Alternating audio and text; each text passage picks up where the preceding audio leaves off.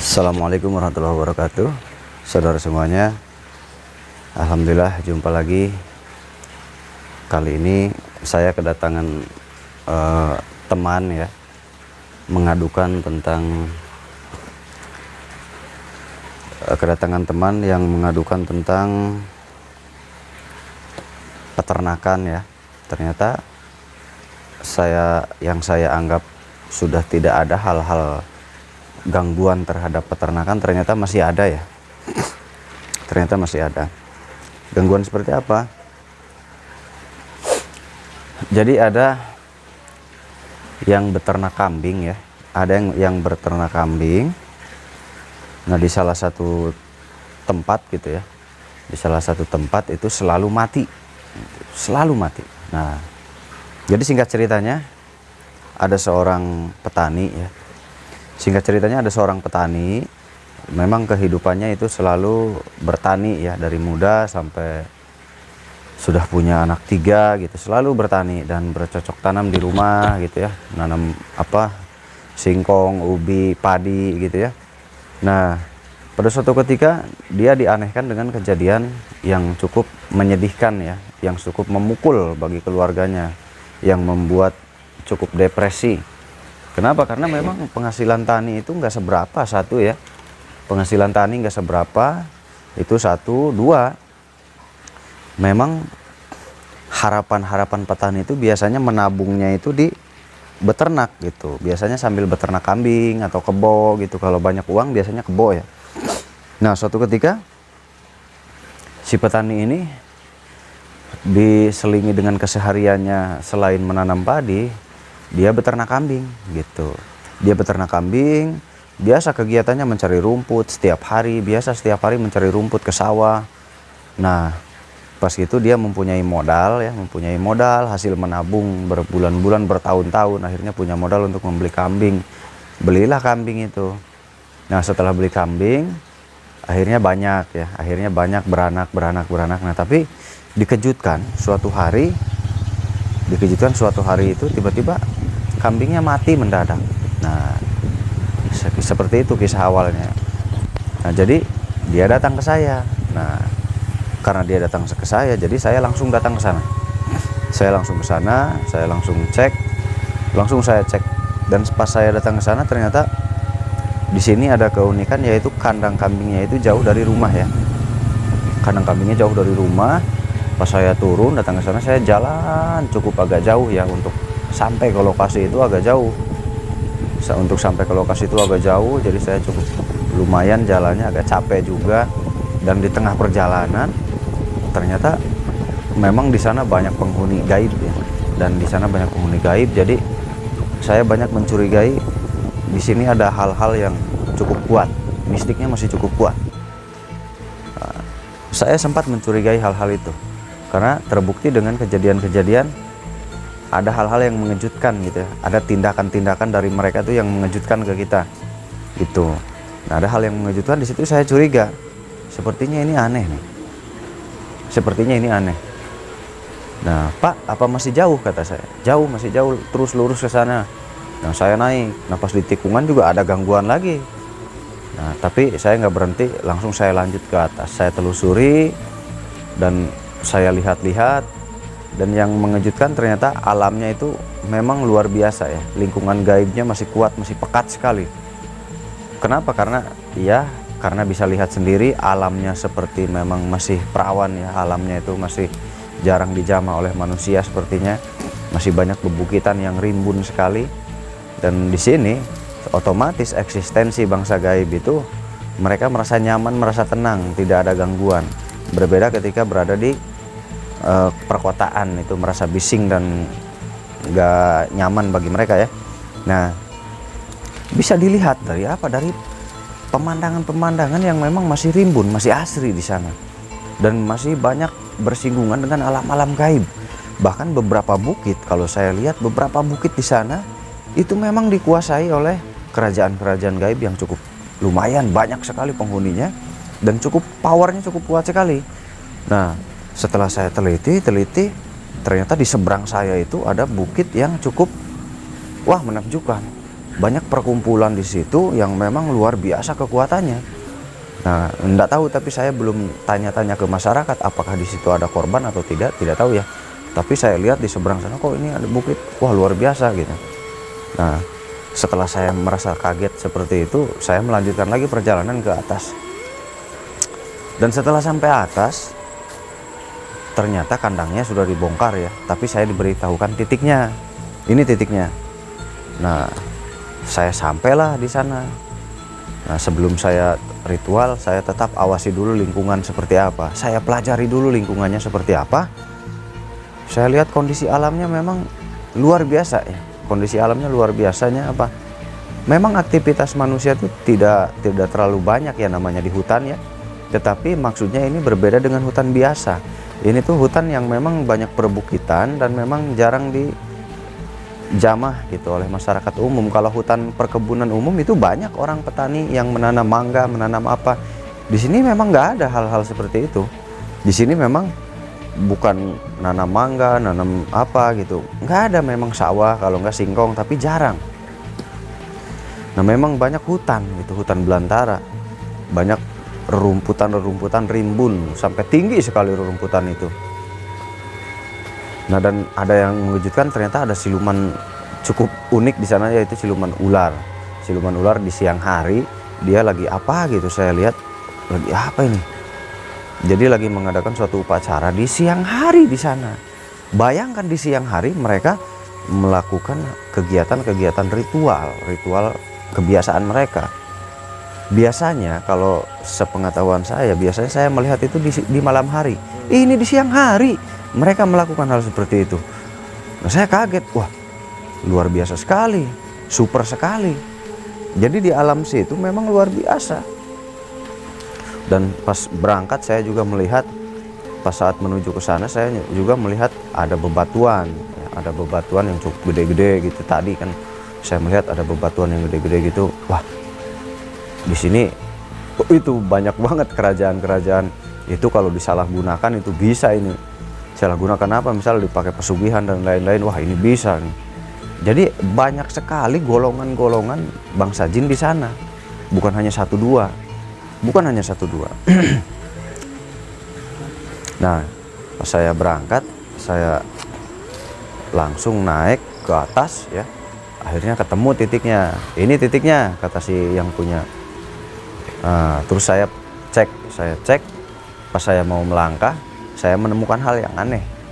Apa itu? Saya menemukan tanaman yang memang nggak ada, ya, langka banget. Nah, akhirnya saya ambil, saya tanam lagi di situ buat jadi pagar ya. Biar jadi pagar, biar jadi pembuka aura di situ. Karena isyarah yang saya dapat ini kuncinya untuk memerdekakan lahan itu dari gangguan-gangguan tersebut. Nah, akhirnya saya punya isyarah di sini tuh ada gangguan. Di sini ada gangguan mistik. Dan pas saya selesai cek, ternyata rumpun bambu itu muter. Seperti muter. Terus saya suruh coba cek ada orang nggak di sana. Nah, pas mau ngecek ternyata lari. Akhirnya udah di sini, jangan jadi ngeceknya. Akhirnya balik lagi. Terus saya diperlihatkan ada titik lokasi yang memang bagus di atas. Nah, saya nggak feeling nih kalau kandang yang ini kayaknya bahaya. Memang kalau diternakin apa aja nih, tanah ini bahaya. Pak, jangan pakai lagi ya Pak tanah yang ini Pak. Yang ini tanah nggak enak kalau dipakai Pak. Nantinya nggak maju-maju. Gitu. Kalau dipakai untuk ternak, kalau dipakai bertani boleh Pak. Nah, akhirnya si bapak itu mendengarkan. Terus saya menangkap ini ada aura yang bagus nih tanah di atas. Cuman saya kira bukan punya dia, ternyata punya dia juga. Gitu. Dan hasilnya saya naik, terus saya tunjukkan. Ini Pak di sini kalau mau ternak bagus. Nah, akhirnya si bunga yang aneh tadi saya tanam di lokasi yang beraura tadi. Nah, supaya lebih memancar bagus. Agar menjadi pagar ya. Nah, saya tanam. Terus kenapa saya jelaskan ya. Terus saya jelaskan kenapa kandang yang ini tuh sampai memakan korban. Karena saya lihat nih di sebelah sini tuh ada aura negatif.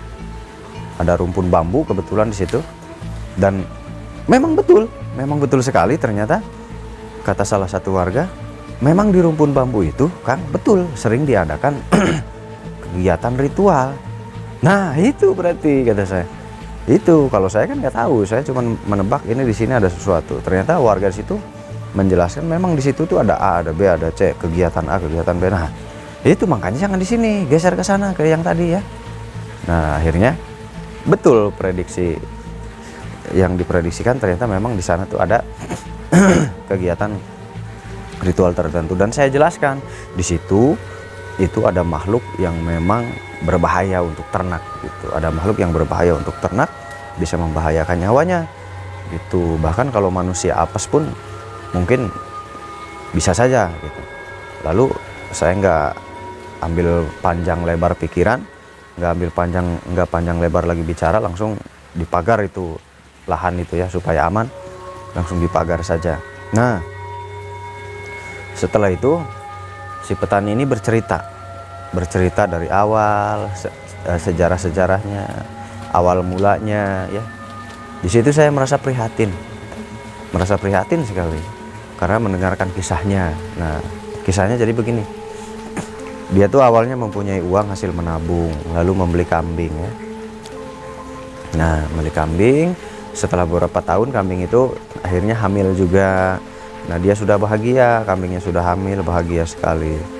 Dan akhirnya beranak ya. Nah, dia udah cukup bahagia, beranak, anaknya udah gede, udah bagus. Tiba-tiba mati itu ibunya.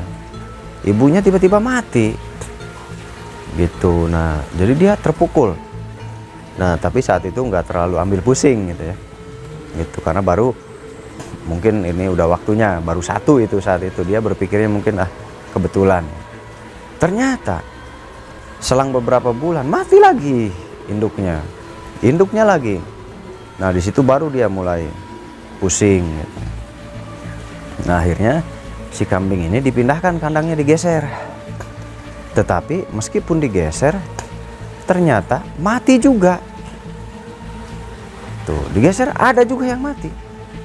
Nah, dan akhirnya dia berinisiatif untuk membeli kerbau gitu ya, membeli kebo, tetapi dengan kandangnya pindah ya, kandangnya dipindahkan dari lahan itu. Dan gitu, saat dia sudah menabung, mengumpulkan uang, dan hasil kambing tadi dijual juga, lalu dia belikan kerbau. Nah, akhirnya si kerbau itu dibuatkanlah kandang di lokasi yang berbeda, cukup jauh dari lokasi itu, dan ternyata itu berkembang bagus gitu ya, dan berjalan normal. Kesehariannya dia ngarit, nyari rumput, nyari pakan gitu, normal aja, normal, nggak ada yang aneh gitu. Dan terus beranak, berkembang. Nah, pada suatu ketika di wilayah itu, tidak jauh dari wilayah itu, ternyata ada kejadian lain, yaitu ada korban manusia di sana. Korban manusia gimana? Ada manusia yang mati di situ. Nah, meskipun agak bergeser ya, nggak di situ pas lokasinya, agak bergeser, tapi masih dekat ke situ. Itu manusia meninggal di situ, mati di situ, dan booming akhirnya.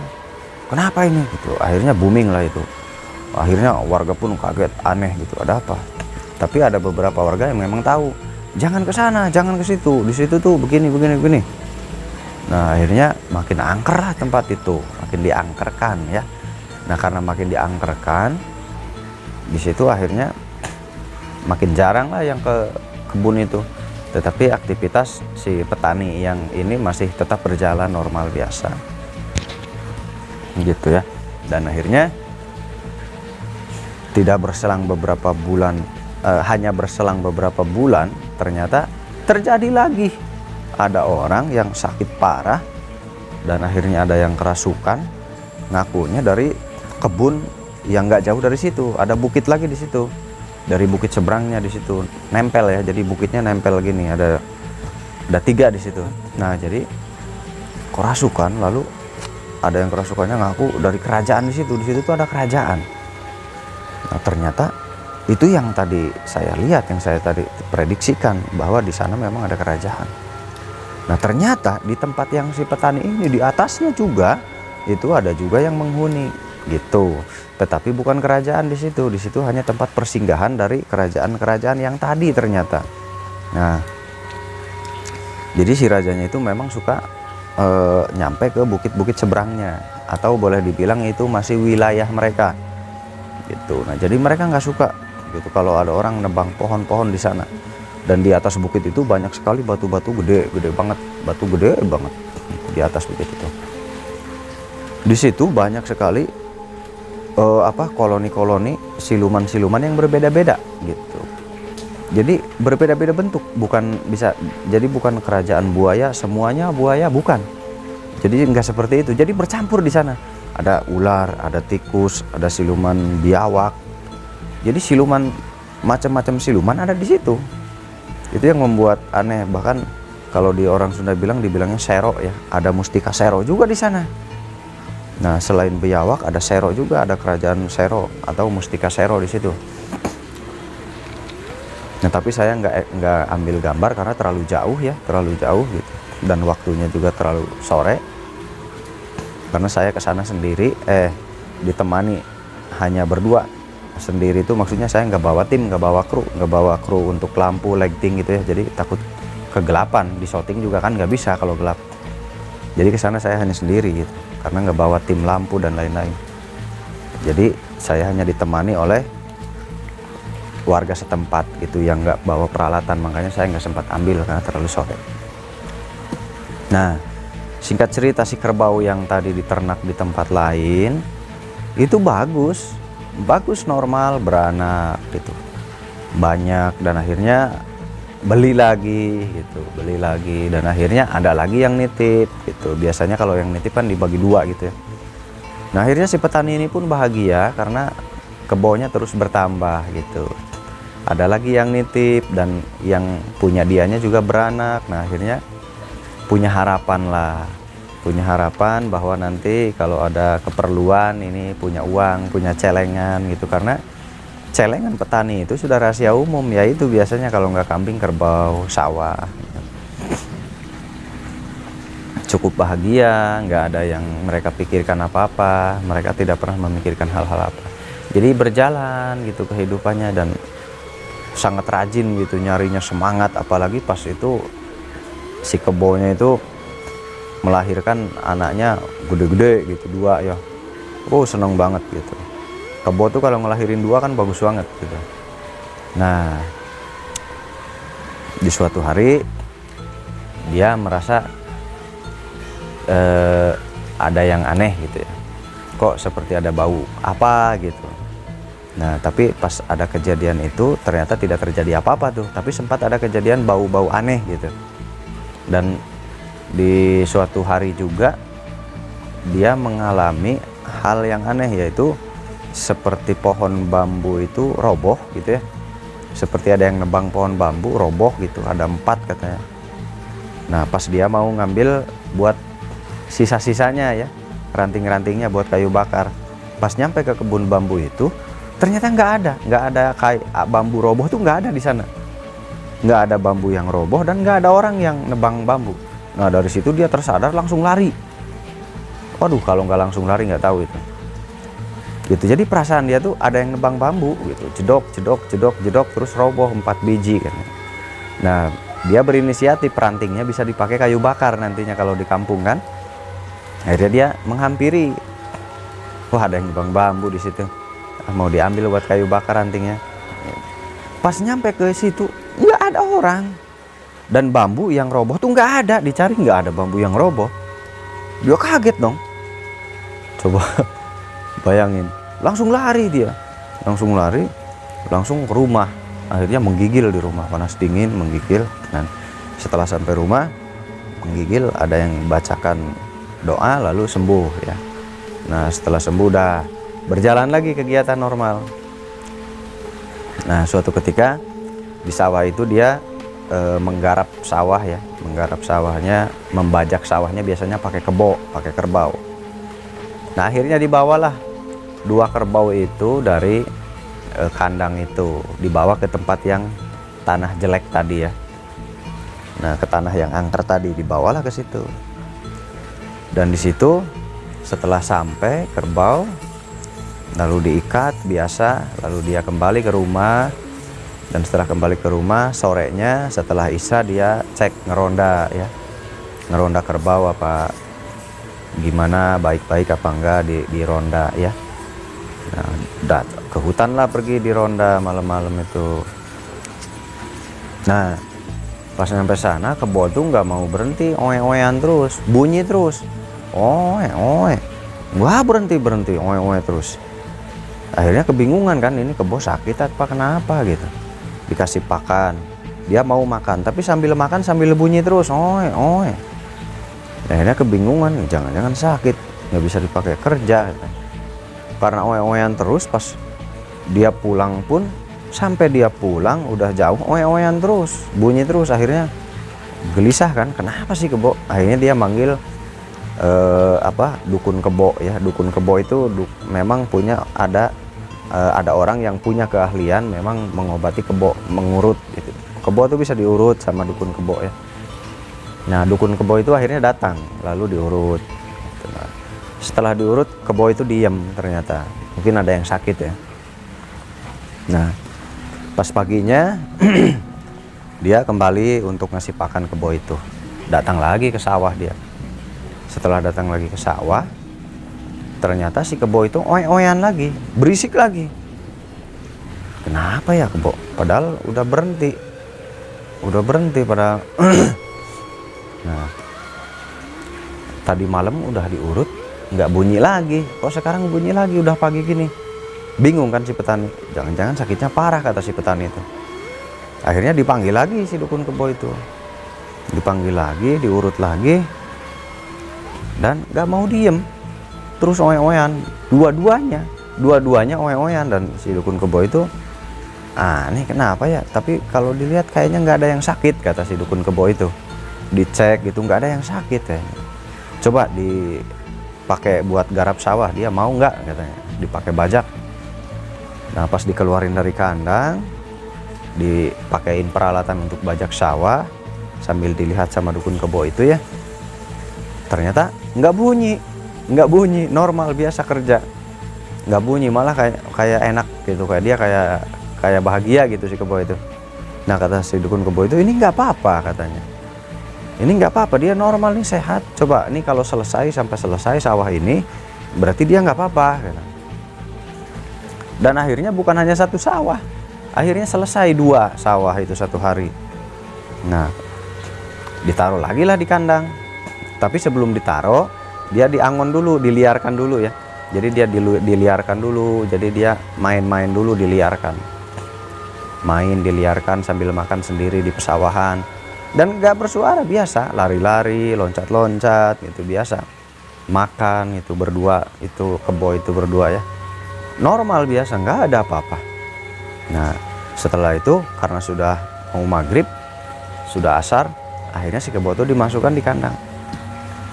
Nah, diikat lalu dikasih pakan lagi di kandang itu sambil dibakarkan rumput-rumput bekas. Nah, setelah bakarkan rumput-rumput bekas, karena si kebo itu memang dianggap, oh kok baik-baik aja, nggak ada suara, nggak ada apa ya. Lalu pulanglah si petani ini.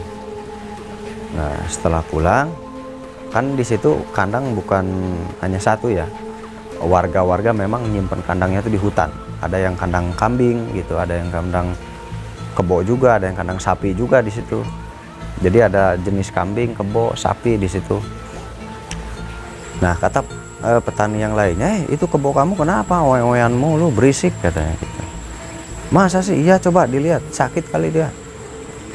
Itu bunyi lagi malamnya, bunyi lagi, lalu ke situ lagi, disamperinlah ke kandang itu, dan berisik ya, dua-duanya oe-oean dan sambil gerak-gerak kayak mau kabur gitu, kayak mau kabur. Itu kenapa ya kebo? Manggil lagi dukun kebo tadi. Kata si dukun kebo, ini kenapa ya, kok aneh, dia kayak ada yang kayak takut sesuatu di sini katanya. Jangan-jangan ada ular atau ada apa, kata si dukun kebo. Akhirnya mereka bawa baterai ya, pulang dulu ambil baterai tuh, ambil baterai yang gede, senter ya, lampu senter. Akhirnya di senter semua, barangkali ada lubang atau ada apa, dicek di situ, nggak ada apa-apa. Ditaburlah garam di sekelilingnya biar nggak ada ular masuk, mungkin maksudnya ya. Nah, ditabur garam, tapi nggak berhenti, masih oe-oean juga. Di situ bingung, si dukun kerbau tuh bingung, kenapa ya. Terus si dukun kerbau tuh baca jampe-jampe, dia inget gitu dari gurunya bahwa baca aja jampe-jampe ini gitu. Dia punya jampenya juga, punya mantranya untuk menjaga kerbau ya, atau menjaga hewan peliharaan. Nah, dia punya mantranya karena dia teringat dengan amanah gurunya, kalau ada begini-begini coba bacakan ini katanya.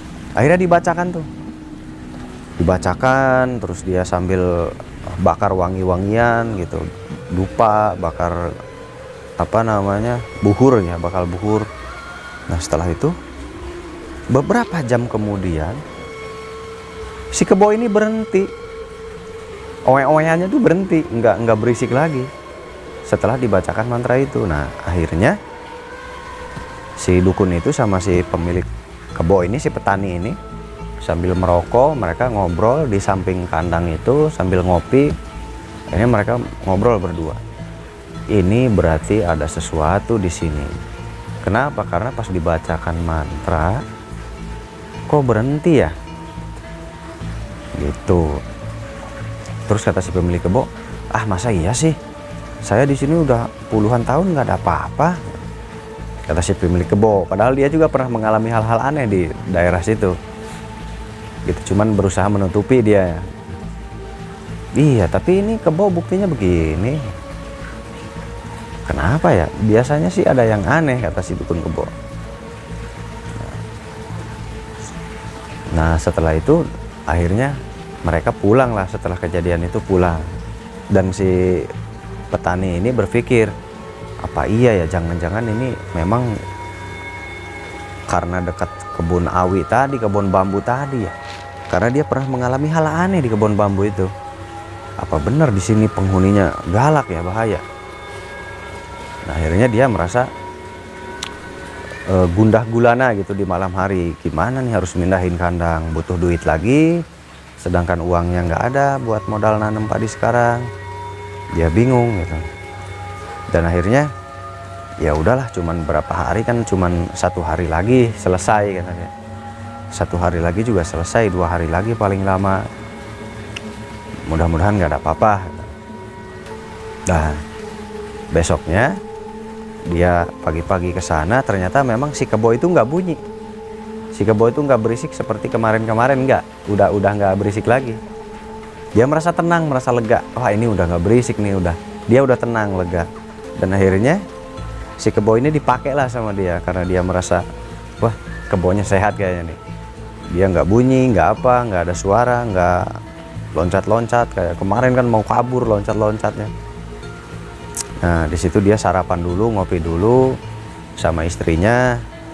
Kata dia sempat ngobrol, "Mah, ternyata di sini tuh ada penghuninya." Kenapa?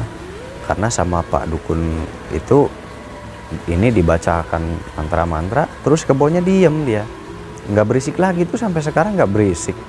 Oh iya, berarti ada penghuninya ya. Ya udah, kita suruh si abah itu suruh magerin ini aja, kata istrinya. Kata suaminya, udah tadi malam ini udah dipagar, udah bacain mantra-mantra dan ini nggak berisik lagi, dia diem kan. Oh ya, syukur deh. Akhirnya mereka membajak sawah. Si kebunnya dibawa turun, biasa membajak sawah gitu ya. Sehari itu berarti habislah 3 petak sawah itu dibajak sama dia gitu. Dan si kebo itu kerjanya cukup cepat. Akhirnya jam 3 pun sudah selesai istirahat dan sudah diangon ya. Diangon itu berarti diumbar gitu. Jadi mereka main, dibiarkan main, dilepaskan sambil merelaksasikan otot-ototnya kan. Direlaksasikan normal. Nah, rencananya besok ada 2 sawah lagi, berarti 1 hari lagi, tapi sedikit katanya. Paling kata istrinya, berarti Pak besok paling ini jam 1 selesai ya. Ya, ini mah jam 1 jam 2 juga selesai katanya. Nah, berarti targetnya besok tuh 2 petak lagi. Nah, setelah sore si kebo itu dimandiin ya, dibersihin normal lah, kasih jamu gitu, normal dikasih jamu. Biasanya jamu tuh telur ya. Nah, Habis itu ditaruh lagi di kandang dan nggak ada kejadian apa-apa. Nah, pas mau pulang, si kebo itu bunyi lagi.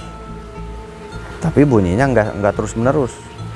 Paling ada sekitar 7 kali, 8 kalian katanya.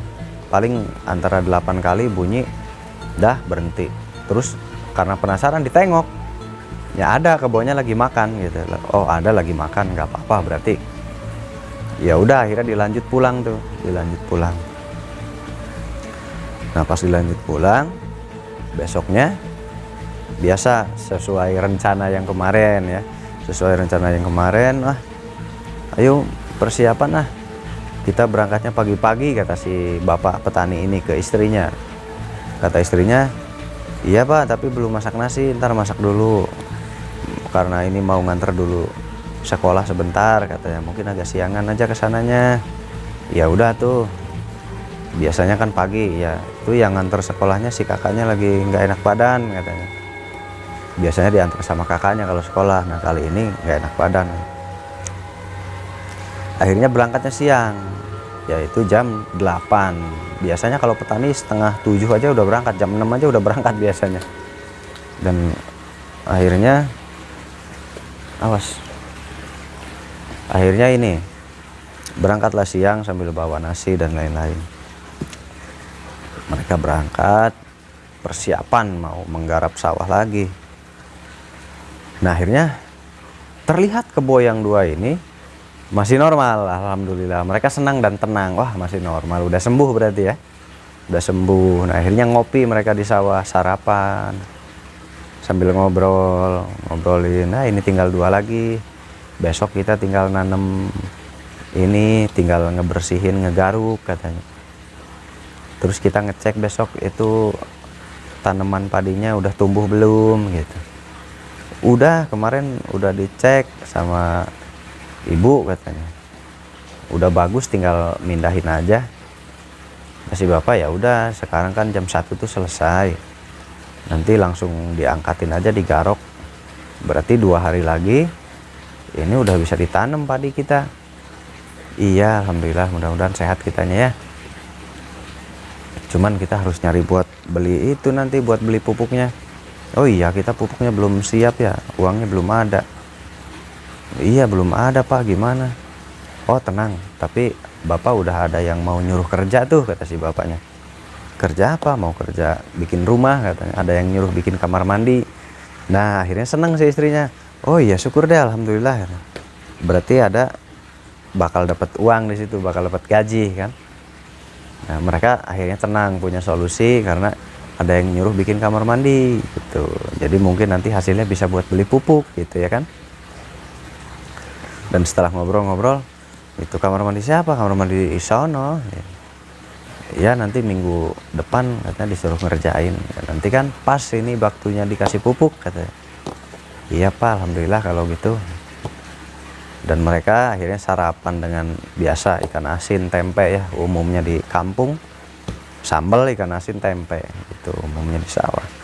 Nah akhirnya siap-siap lah mau nurunin kebo ya, sudah disiapkan peralatan, sudah sarapan. Dan akhirnya si kebo ini dipersiapkan. Akhirnya dibawa turun satu-satu, dibawa turun ke sawah. Dan akhirnya ambil lagi yang satunya, dibawa lagi turun lagi ke sawah. Nah dipakein aksesoris ya. Nah lalu berangkatlah itu. Dan ternyata di sini ada kejadian yang menyedihkan. Itu baru 3 kali putaran, kebo yang satunya itu ambruk, tiba-tiba ambruk jatuh. Itu ambruk jatuh. Dan akhirnya lemes ya. Dan akhirnya yang satunya langsung ditaruh di kandang. Nah yang satunya masih di situ, dibiarkan di sawah. Langsung karena panik ya, tiba-tiba ambruk, langsunglah dicari si dukun itu, dukun yang ngobatin kebo ya, dukun kebo. Akhirnya datang, dia aneh, nggak ada ciri-ciri sakit, semuanya sehat dan baik-baik. Ya, udah dikasih jamu belum? Dikasih setiap hari. Oh nggak mungkin ya, dikasih telur ya, karena itu lagi dipekerjakan. Ini nggak mungkin kalau cuman segini aja dia ambruk, nggak mungkin. Dan akhirnya dikasihlah dijampe-jampein lagi. Setelah 3 jam dia bangun lagi normal. Nah akhirnya nggak jadi tuh ngebajaknya, dia malah nyewa kebo orang, dibajaklah sama kebo orang lain. Nah akhirnya diikatlah di kandang, dan itu nggak apa-apa tuh, jam 3 asar tuh nggak apa-apa. Nah setelah gitu udah beres yang ngebajak pada pulang, lalu dia juga karena nggak ada kerjaan jam 3 tuh udah pulang. Nah habis Isya dia kesana lagi ngecek, dan dia kaget ternyata kebonya udah tewas. Dan yang tewas itu yang mana? Yang pertama disimpan, bukan yang sakit. Justru yang sakit tadi, yang ambruk tadi siang itu hidup, nggak apa-apa. Yang tadi siang ambruk itu nggak apa-apa, hidup. Nah yang matinya itu yang sehatnya. Yang pertama kali disimpan ke kandang tadi.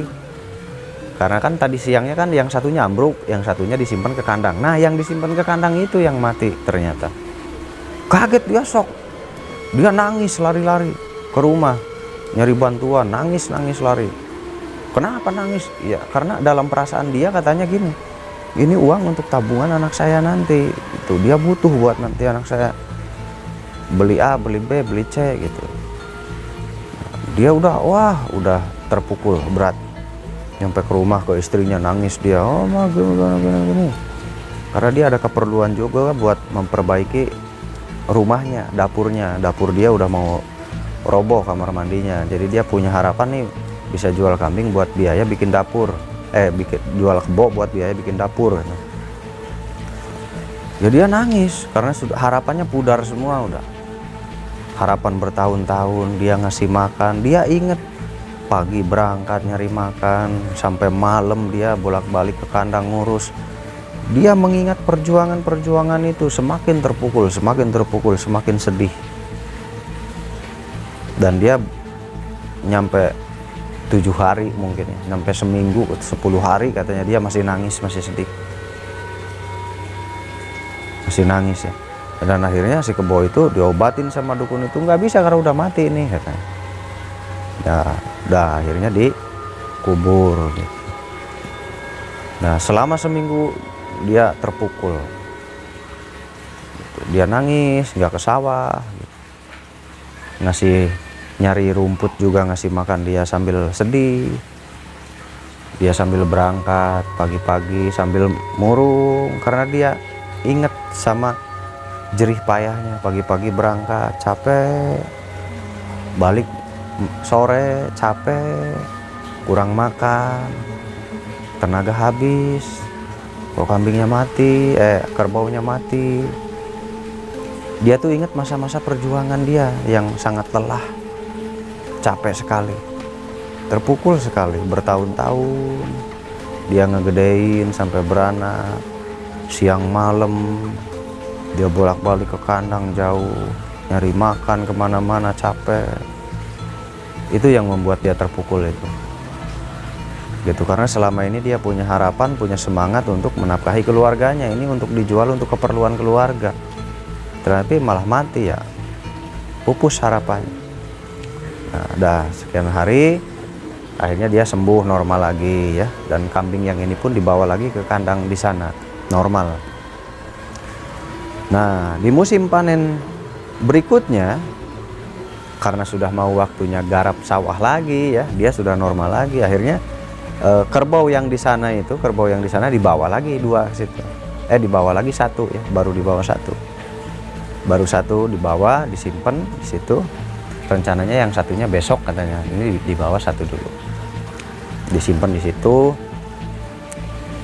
Nah, pas disimpan di situ, pas pagi-paginya dia mau ngasih pakan. Ternyata si kebo itu masih ada, masih sehat ya. Nah terus dia rencana mau ngebersihin kandang dulu sebelum ngambil yang satunya. Dan akhirnya si kebo itu dibawa ke bawah, dibiarkan buat main dulu ya di bawah. Nah pas dibawa ke bawah lagi dituntun, si kebo itu tiba-tiba ambruk. Tiba-tiba ambruk si kebo itu, bruk aja. Itu padahal belum dipakai, belum dipekerjakan. baru lagi turun ke bawah tiba-tiba ambruk, gubrak aja. Nah kaget, dia shock kan, akhirnya lari lagi ke rumah nyari bantuan. Gini akhirnya ibu pokoknya viral di kampung itu. Kenapa ini kok kebo mati mulu, tahun kemarin mati, sekarang mati. Jadi 1 tahun tuh 2 yang mati. Nah pas itu akhirnya dia makin terpukul berat, makin kasihan, pokoknya prihatin, saya juga prihatin. Makin terpukul, udah kambing-kambingnya mati, kebo juga mati, setiap dibawa ke tanah itu. Pas gitu ngobrol, mintalah dicek ke saya, lalu saya cek, ternyata ya seperti tadi kejadiannya. Nah, terus saya kasih saran, tanah ini jangan dipakai untuk ternak Pak, nggak boleh, nanti ternak apa aja bisa mati. Kenapa? Saya merasa di sini ada makhluk yang jahat ke ternak. Nah apalagi kandang di sini. Ini saya curiga nih di bambu ini tadi, yang tadi muter-muter katanya. Iya, saya juga pernah terjebak gitu, yang tadi diceritakan. Ya akhirnya itu di kebun itu. Dan saya pun emosi kan. Saya emosi karena kurang ajar kamu. Ini orang jerih payah bertahun-tahun diganggu. Akhirnya saya pun emosi. Lalu ya saya langsung loncat aja ke kebun itu. Langsung saya bawa golok, saya loncat ke situ. Udah saya ditebang-tebangin tuh, dikadek-kadekin gitu, tapi nggak sampai roboh ya, cuman saya tebas-tebasin aja ke pohon bambu karena saya emosi gitu. Saya emosi karena dengan perjuangan beliau si bapak ini, saya kasihan. Ya udah saya ubrak-abrik aja itu ke pohon bambunya. Apa sudah, jangan takut, tenang. Oh sono, pada pulang sana, biar saya sendiri sini.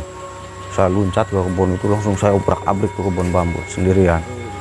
Udah kalian yang jauh sana. Kenapa disuruh jauh? Takutnya ada hal-hal yang tidak diinginkan. Ya udah saya tebang-tebangin tuh pohon. Saya marah. Nah akhirnya dikurung di situ dah.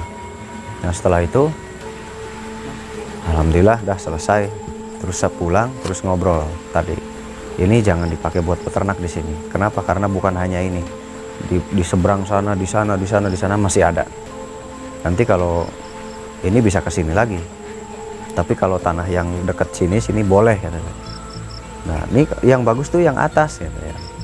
Oh iya, kebetulan masih punya saya. Nah, kenapa nggak yang atas aja yang dipakai? Gitu. Iya, dulu juga pernah kata. Bagus di situ nggak ada apa-apa. Tapi di sini kambing mati, kebo mati. Nah, kenapa di sini terus? Pindah lagi ke sana. Nah, akhirnya selesai tugas saya, lalu saya pulang gitu. Nah, mudah-mudahan ini bisa jadi pelajaran buat kita semua, bahwasanya kalau kita ingin beternak atau ingin mendirikan suatu bangunan apapun, kita harus tetap hati-hati, karena harus kita ingat bahwa makhluk hidup itu bukan hanya manusia di alam dunia ini. Selain manusia masih ada makhluk hidup lain. 1, banyak binatang-binatang. 2, ada makhluk lain selain kita, yaitu makhluk jin, bangsa jin ya. Itu kita harus ingat bahwa manusia berdampingan dengan alam gaib bangsa jin. Gitu. Jadi kita harus teliti. Kalau bikin rumah kita doa dulu ke ustadz setempat atau ke siapa tokoh di situ. Doaan dulu, selamatan dulu, baru kita adakan pembangunan dan lain-lain. Intinya kita permisi dulu ya. Gitu. Jadi si kebo yang mati ini duburnya tuh bolong, duburnya bolong gede gitu. Duburnya tuh bolong gede seperti ada yang masuk apa gitu. Tuh, ini saya ingat cerita seperti yang dipakai korban pesugihan, tumbal pesugihan. Konon katanya menurut cerita orang-orang tua dulu, pernah ada yang ditumbalkan pesugihan, itu duburnya tuh, lubang anusnya tuh bolong gede banget katanya. Bolong gede gitu. Nah si kebo ini yang mati juga duburnya bolong gede katanya. Nah kalau saya mungkin berprediksi ini tempat pesugihan. Nah sesuai kata warga itu, memang ini suka diadakan acara-acara tertentu, suka diadakan ritual oleh beberapa warga. Nah bisa jadi itu suka dipakai pesugihan. Nah ya kita doakan semoga si bapak itu ada rezekinya juga. Mudah-mudahan saya juga banyak rezekinya, biar saya bisa bantu untuk dia berdiri kembali beternak supaya semangat lagi. Disinilah manfaatnya, kenapa kita harus semangat mencari rezeki, kenapa kita harus semangat menjadi orang kaya, kita harus semangat menjadi orang sukses. Karena kalau kita banyak uang, kita bisa membantu orang-orang seperti ini. Kalau kita tidak punya uang, kita nggak bisa bantu mereka. Itu manfaatnya kita menjadi orang kaya. Nah, maka dari itu yuk perhatikan lingkungan di sekitar kita. Masih banyak orang yang butuh bantuan kita ya. Gitu. Banyak cara membantu, banyak. Kalau di sini kan saya mengadakan untuk santunan yatim piatu dan lain-lain. Nah, saudara juga dimanapun bisa dengan cara misal ada tetangga yang makannya kurang, kasih beras. Ada tetangga yang rumahnya mau roboh, yuk bikinin rumahnya, benerin gitu. Banyak cara. Nah, banyak cara gitu. Terima kasih untuk semuanya, kita ambil hikmah pelajarannya. Semoga ini bisa dijadikan pelajaran untuk kita agar lebih berhati-hati dalam hal apapun ya. Nah, yang mau ngontek saya, nomor saya ada di bawah di deskripsi, dibuka ya. Ini banyak yang nggak tahu, deskripsi itu di bawah, dibuka aja. Kalau nggak, tanya ke anaknya, deskripsi itu mana gitu ya. Tanya ke anaknya, di mana deskripsi itu, nanti sama anaknya nanti dibukakan. Itu aja, mohon maaf lahir batin untuk semuanya, dan selamat Hari Raya Idul Fitri untuk semuanya. Mohon maaf jika ada salah-salah kata untuk semua, untuk siapapun. Dan tetap jaga perdamaian dan saling menghargai ya. Saling menghargai, dan mohon maaf lahir batin untuk semuanya. Terima kasih banyak. Dan yang bertanya lagi, jadwal praktek hari Senin sampai Kamis datangnya pagi ya. Jadwal prakteknya hari Kamis sampai Senin sampai Kamis datangnya pagi. Nomor telepon saya ada di deskripsi. Itu aja dulu. Selamat merayakan Hari Raya Idul Fitri, dan selamat berliburan yang lagi liburan. Hati-hati di jalan, tetap kontrol, tetap jaga diri, dan ingat jangan terlalu banyak membuang-buang uang, karena masih banyak saudara kita yang nggak bisa liburan, banyak saudara kita yang nggak kebeli baju lebaran gitu. Semoga sehat selalu. Terima kasih. Assalamualaikum warahmatullahi wabarakatuh.